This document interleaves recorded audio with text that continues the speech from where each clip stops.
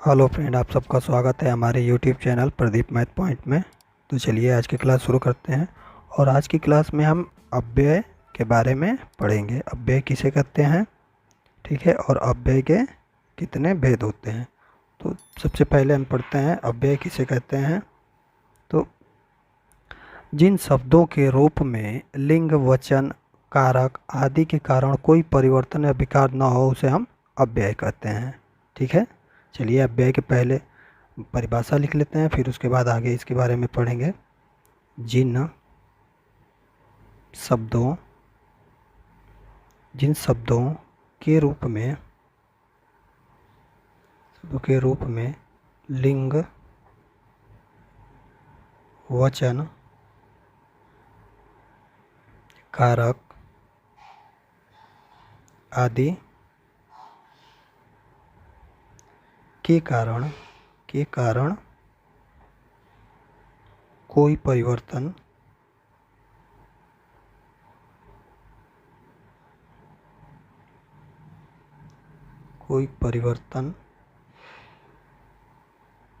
नीचे लिख देते हैं। कोई परिवर्तन या विकार न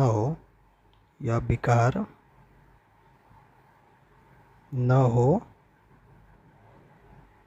उन्हें हम क्या कहते हैं, उन्हें अव्यय कहते हैं। उन्हें अव्यय कहते हैं। ये हुआ हमारा अव्यय किसे कहते हैं। अब आगे इसके बारे में और देखते हैं कि अव्यय को हम अविकृत या अविकारी एवं अपरिवर्तनशील भी कहते हैं। अव्यय को हम क्या कहते हैं, तो अव्यय को हम कहते हैं अविकारी, अविकृत,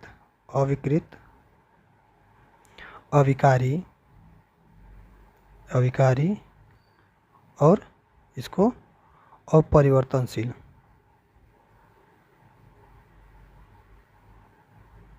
अविकारी को हम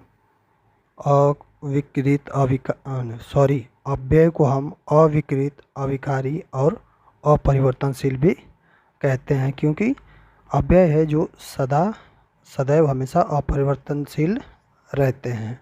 इसका मूल रूप स्थिर रहता है, कभी बदलता नहीं है। इसलिए ऐसे शब्द को हम अविकारी शब्द कहते हैं। जैसे हम देखते हैं, जैसे में हमने लिखा जब, तब, क्यों, किंतु,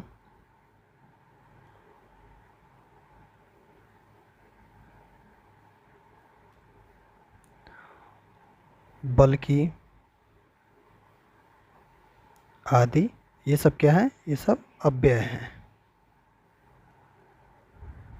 ये सब क्या हुए, ये सब अव्यय हुए। अब चलिए आगे देखते हैं हम अव्यय के भेद। अव्यय के 4 भेद होते हैं। कौन कौन से। पहला होता है क्रिया विशेषण।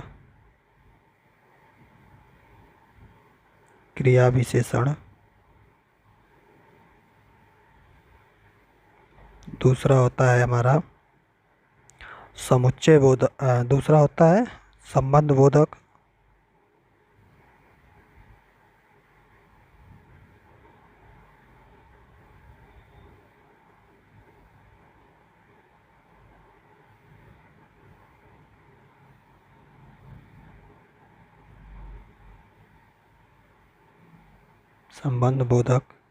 तीसरा होता है समुच्चय बोधक।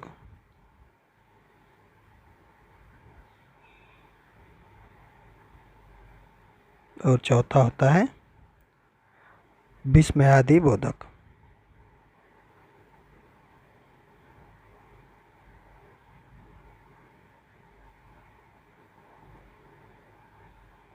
तो अव्यय के कितने भेद होते हैं, अव्यय के 4 भेद होते हैं।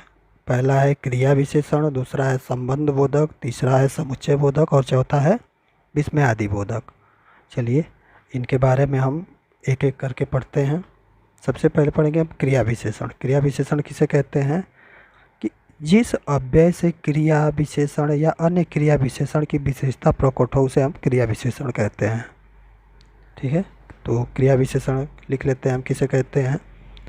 जिस अव्यय से क्रिया विशेषण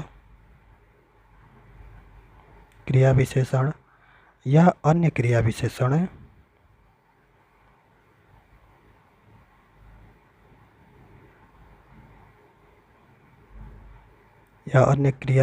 विशेषण की विशेषता प्रकट हो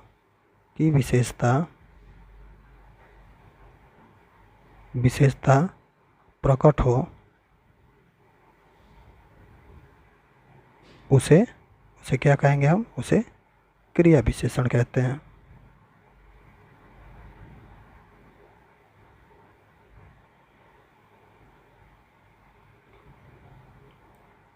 ये हुआ हमारा क्रिया विशेषण।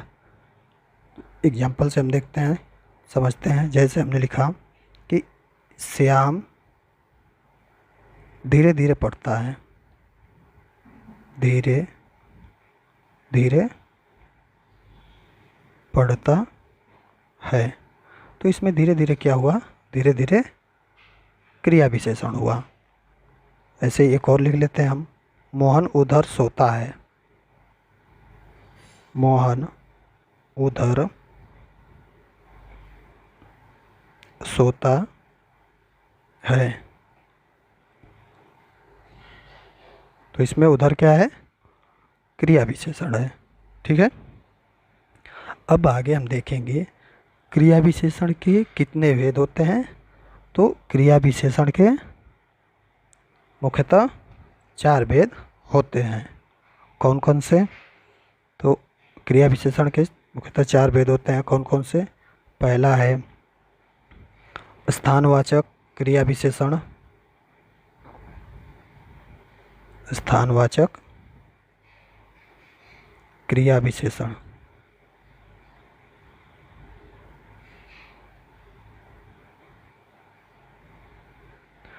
अच्छा, ये है जो अर्थ के आधार पे क्रिया के भेद हैं, ये अर्थ के आधार पे। हम इसको नीचे लिख देते हैं।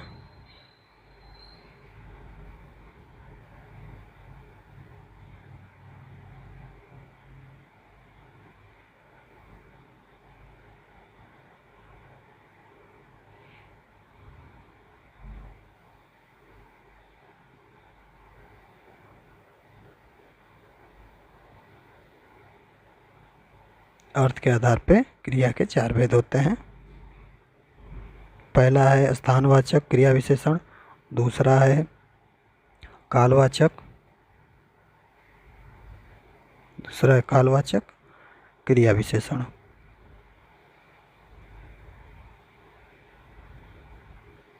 कालवाचक क्रिया विशेषण। तीसरा है परिमाणवाचक क्रिया विशेषण, परिमाणवाचक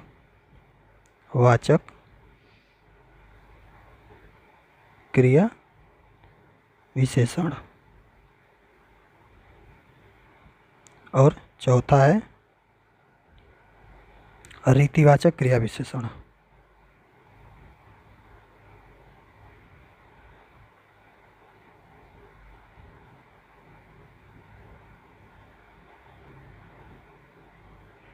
ये हुआ हमारा अर्थ के आधार पे क्रिया विशेषण के भेद। कितने हैं, 4 हैं। स्थानवाचक, कालवाचक, परिमाणवाचक और रीतिवाचक। चलिए एक एक करके हम इनके बारे में भी पढ़ते हैं। तो पहले हम देखेंगे स्थानवाचक क्रिया विशेषण।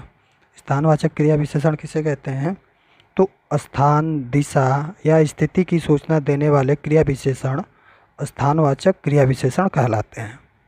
ठीक है, चलिए लिखते हैं हम, स्थान, दिशा या स्थिति की सूचना देने वाले क्रिया विशेषण, क्रिया विशेषण क्या होते हैं? स्थानवाचक क्रिया विशेषण होते हैं।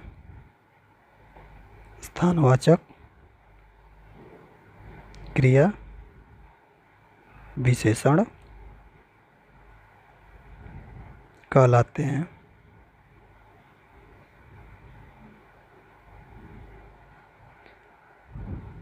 जैसे एग्जाम्पल से हम देखते हैं इनको। जैसे हमने लिखा पास, दूर,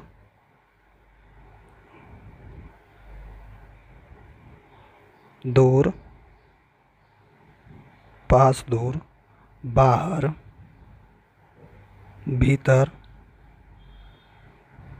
यहाँ, वहाँ, ये सब क्या है? आदि। ये सब क्या हो गए? सब स्थानवाचक। क्यों? स्थानवाचक क्रिया विशेषण का ये सब बोध करा रहे हैं, तो यहाँ क्या हुआ? स्थानवाचक क्रिया विशेषण हुआ। ठीक, अगला देखते हैं हम इसी में। दूसरा है कालवाचक क्रिया विशेषण। कालवाचक क्रिया विशेषण किसे कहते हैं? तो समय का बोध कराने वाले क्रिया विशेषण को हम कालवाचक क्रिया विशेषण कहते हैं। ठीक है, चलिए लिखते हैं हम इसको। समय का बोध कराने वाले, समय का बोध कराने वाले क्रिया विशेषण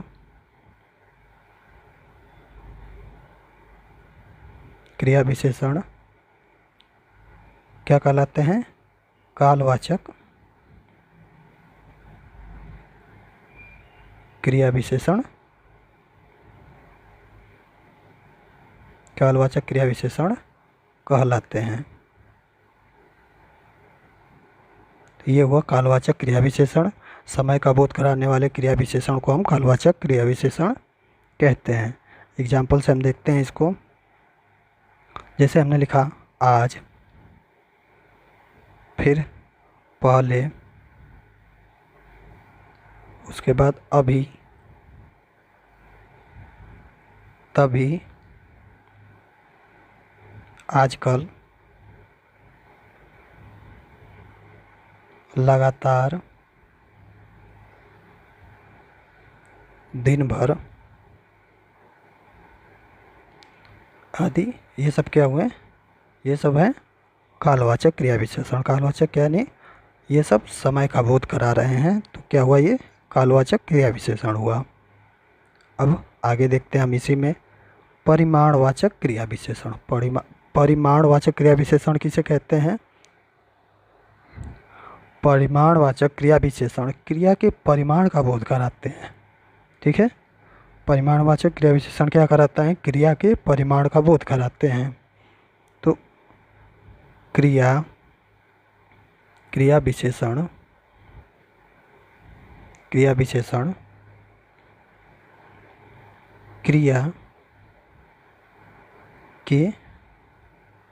परिमाण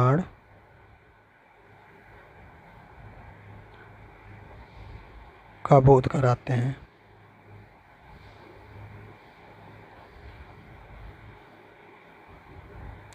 हैं। उन्हें क्या बोलते हैं हम? परिमाणवाचक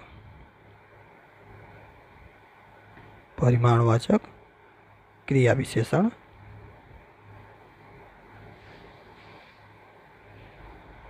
कहते हैं। तो यहाँ होगा परिमाणवाचक क्रिया विशेषण क्रिया के परिमाण का बोध कराते हैं, तो उन्हें हम परिमाणवाचक क्रिया विशेषण कहते हैं। ठीक है, अब पूछे कि परिमाणवाचक क्रिया विशेषण के कितने भेद होते हैं? तो परिमाणवाचक क्रिया विशेषण, परिमाणवाचक क्रिया विशेषण के कितने भेद हैं? तो इसके 5 भेद हैं। कौन कौन से? पहला है अधिकतावाचक। पहला है अधिकतावाचक। हम एग्जाम्पल से इनको देखते चलते हैं। अधिकतावाचक यानी अर्थ से स्पष्ट हो रहा है कि क्या होगा, अधिक या बहुत या प्रचुर, मतलब इसमें अधिकता को दिखाया गया होगा, मतलब उसका सूचक होगा। जैसे इसका एग्जाम्पल अधिक,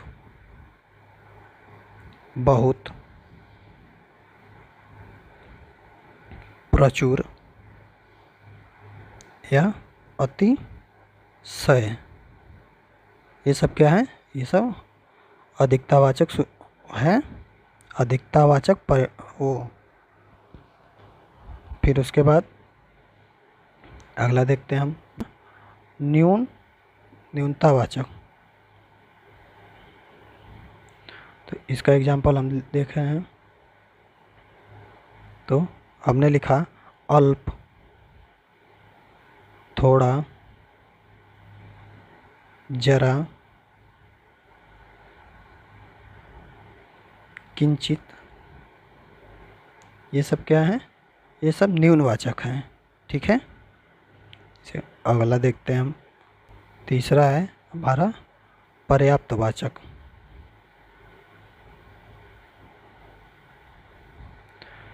जैसे इसको हम एग्जाम्पल से देखते हैं। तो पर्याप्तवाचक में हमने लिखा बस, बस, केवल, काफ़ी आदि, ये सब क्या है, पर्याप्तवाचक हैं।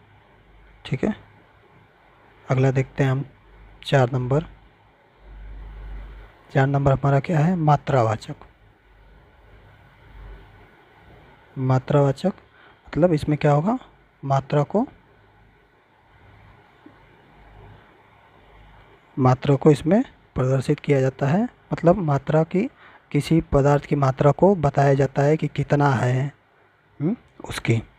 तो जैसे हमने इसका लिखा जितना, कितना,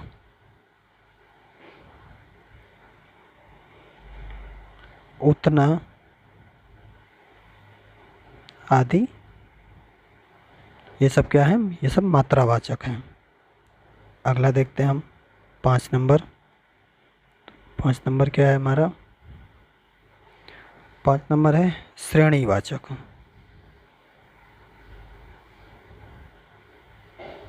श्रेणीवाचक किसे कहते हैं, एग्जाम्पल से हम देखते हैं इनको। जैसे हमने लिखा बारी, फिर एक एक, एक एक आदि, ये सब क्या है, सब श्रेणीवाचक हैं। ठीक है, तो ये तो हुआ हमारा परिमाणवाचक के 5 भेद कौन कौन से हैं, उनको एग्जाम्पल के थ्रू हमने देखा। क्रिया विशेषण के जो 4 भेद थे उनमें चौथा है रीतिवाचक क्रिया विशेषण। तो रीतिवाचक क्रिया विशेषण किसे कहते हैं, तो रीतिवाचक क्रिया विशेषण क्रिया के निश्चय, अनिश्चय, कारण, निषेध आदि का बोध कराते हैं। ठीक है, तो रीतिवाचक क्या होता है, चलिए लिखते हैं हम उसके बारे में। तो रीतिवाचक रीतिवाचक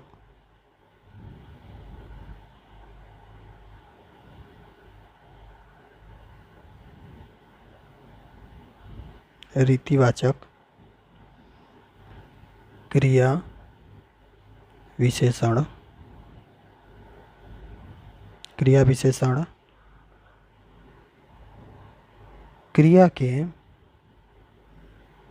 क्रिया के निश्चय, अनिश्चय कारण,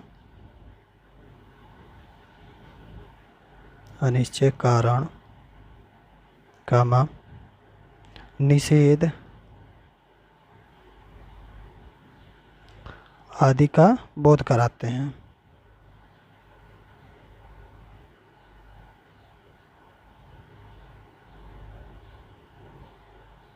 आदि का बोध कराते हैं, तो उसे हम रीतिवाचक क्रिया विशेषण कहते हैं। चलिए एग्जाम्पल से हम इसको समझते हैं। जैसे अचानक, फिर ऐसे, वास्तव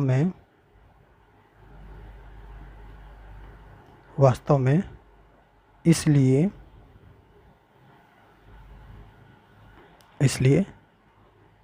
अवश्य आदि, ये सब क्या है? ये सब रीतिवाचक क्रिया विशेषण है। ठीक है, तो ये हम पढ़े अर्थ के आधार पे क्रिया विशेषण के जो 4 भेद होते हैं उनको हम बारी बारी से चारों को हमने पढ़ा। अब आगे चलते हैं हम और आगे पढ़ेंगे जो अव्यय के 4 भेद हैं उनमें दूसरा नंबर कौन सा आता है? तो दूसरा नंबर आता है संबंध बोधक। ठीक है, संबंध बोधक आता है, तो हम उसके बारे में पढ़ते हैं, संबंध बोधक के बारे में। तो संबंध बोधक किसे कहते हैं? दो पदों के परस्पर संबंधों की सूचना देने वाले अव्यय क्या कहलाते हैं? संबंध बोधक अव्यय कहलाते हैं। ठीक है, तो यहाँ लिख लेते हैं हम अव्यय, संबंध बोधक अव्यय। तो चलिए इसके बारे में लिखते हैं हम। दो पदों के पारस्परिक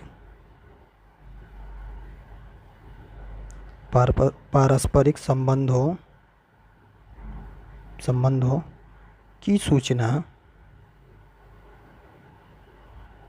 सूचना देने वाले अव्यय क्या कहलाते हैं? संबंध बोधक अव्यय कहलाते हैं। संबंध बोधक अव्यय कहलाते हैं।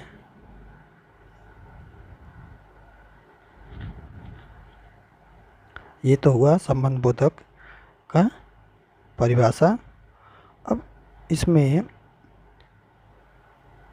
जो संबंध बोधक अव्यय में, तो इसमें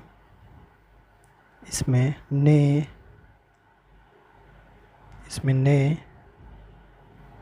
को से में पर आदि क्या होते हैं? परसर्ग आते हैं, परसर्ग आते हैं। ठीक है, तो ये हुआ हमारा संबंध बोधक अव्यय। अब आगे चलते हैं हम, आगे देखेंगे हम अपना समुच्चय बोधक। 3 नंबर हमारा क्या है? समुच्चय बोधक अव्यय। इसके बारे में पढ़ेंगे, समुच्चय बोधक अव्यय किसे कहते हैं? तो दो पदों, पदबंधों अथवा उपवाक्यों को जोड़ने वाले अव्यय को हम समुच्चय बोधक अव्यय कहते हैं। ठीक है, चलिए इसके बारे में लिखते हैं हम। दो पदों, पदबंधों अथवा उपवाक्यों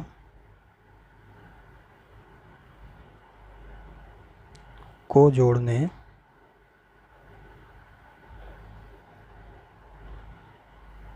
वाले अव्यय क्या कहलाते हैं?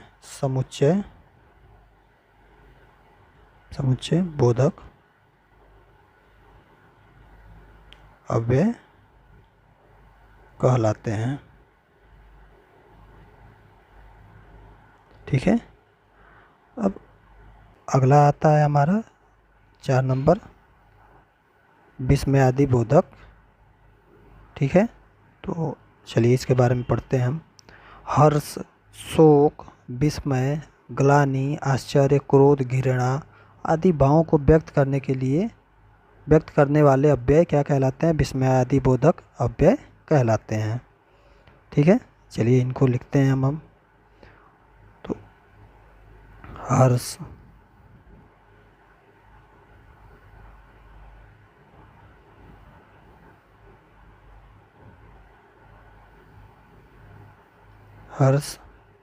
शोक, विस्मय, ग्लानि आश्चर्य, क्रोध, घृणा,